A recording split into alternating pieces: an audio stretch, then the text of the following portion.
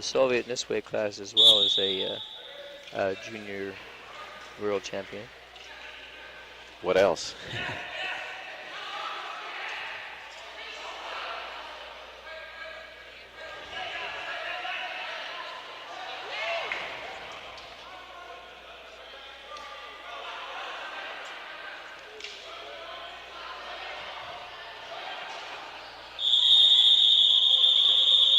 Well, the wrestlers were not on the other mat there.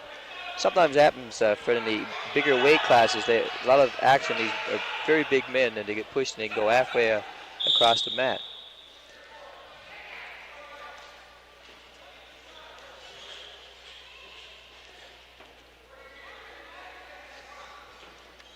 Neither man has scored yet in this bout. Early in the first round.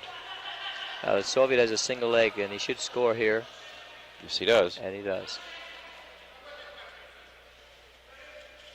You score that first point, you take that one pointer if you take your opponent down and get control from behind. But you must go behind and get control.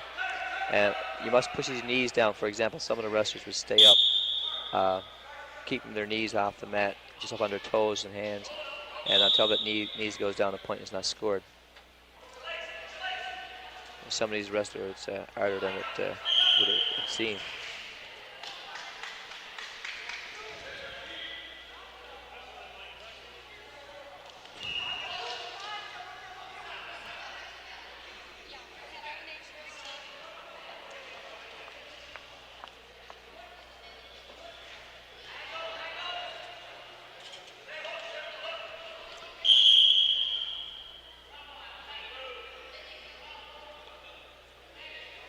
Not many points yet in this bout, but the Soviet wrestler beginning to take control.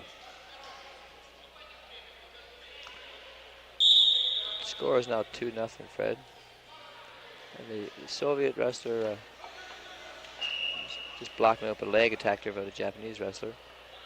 He has a front headlock on him, and this position allows many options for a wrestler, many things he can do from there. The Soviet elected just to go on behind.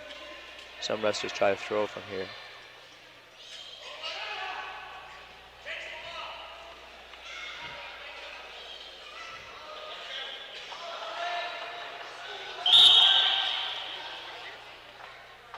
$3-0 now for the Soviet wrestler.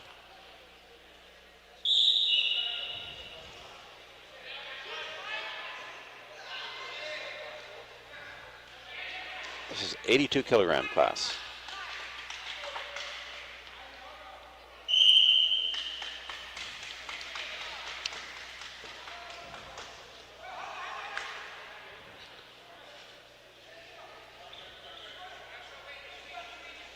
Good defensive move there by the Soviet wrestler.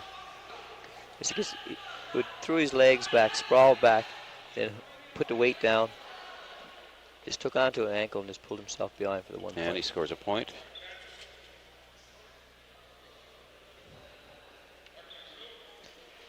Soviet is now up 4-0, and he's going to try to work his opponent while he's down to score some more points. And the referee stands them up.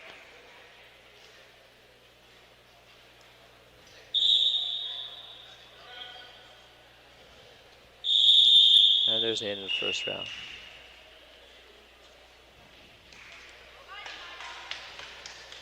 $4-0 for Alexandr Tambovcef. Very true that the East European countries are the stronger powers in wrestling. Bulgaria at last year's Junior Worlds took 3 weight classes. They had 3 world champions. The Soviets, I believe, had 5 from last year's juniors. The Canadians had 1. And I'm not sure, I think the Americans won a weight class. But the Bulgarians had 3. Hungary is another strong wrestling country, as well as East Germany. But with the World Cup, it's just the top team from each continent. And the Soviet Union is the top team, of course, representing Europe. Round 2 now underway. Again, a front headlock here, and he decides just to pull it around to go for the point. You got to get those knees down before the point is scored. There it is. There it is.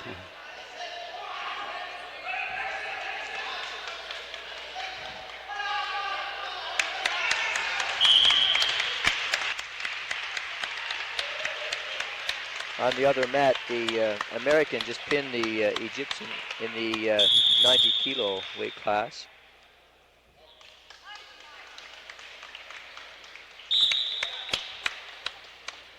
The American team actually has a number of fans or people visiting St. John's or drop down to cheer on their American boys.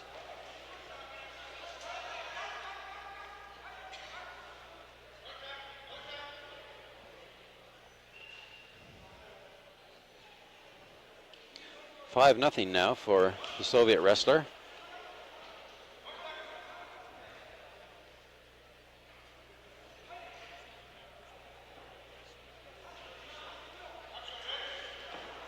A little leg hook there and just spin behind. That attack is a different sort of attack initiated by using his legs to instead of shooting with his arms for the single leg, he took it with his leg. You mentioned the pin that it just took place on the other mat, the American wrestler pinning the Egyptian, but at this level, pins are actually pretty rare. It is, Fred, but in the heavier weight class, you will tend to see more pins than at the smaller weight classes. Some of these guys, 220 pounds in the heavyweight class, I believe the Canadian is 280 pounds. When they go to their back, it's kind of hard to twist back to your stomach.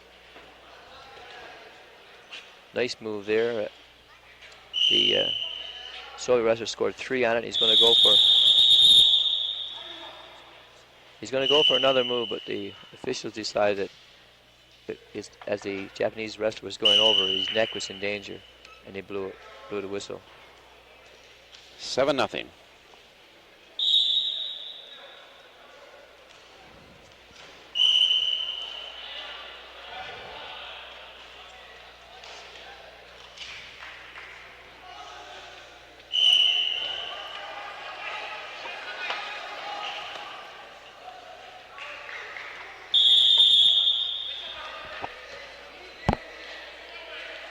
Japanese wrestler managed to score a point there, Fred.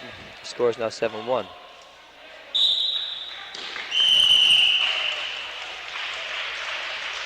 Again, on the other mat, the American at the 220-pound class pinned his opponent early in the first round, Fred, a minute in the first round. So the Americans, the Egyptians up in a strong weight class in the heavier weights. Another point awarded Soviet.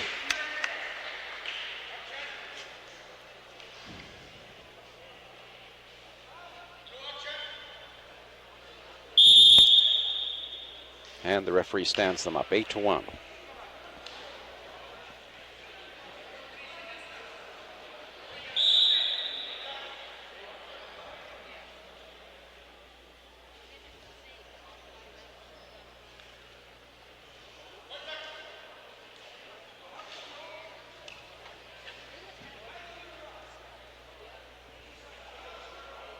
And the towel comes in to end the bout.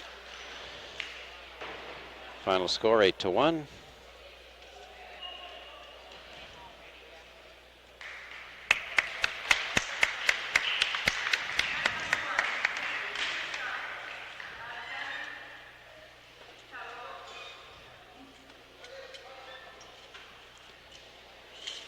So we now move up to the 90-kilogram class. Hayashi Hisaharu.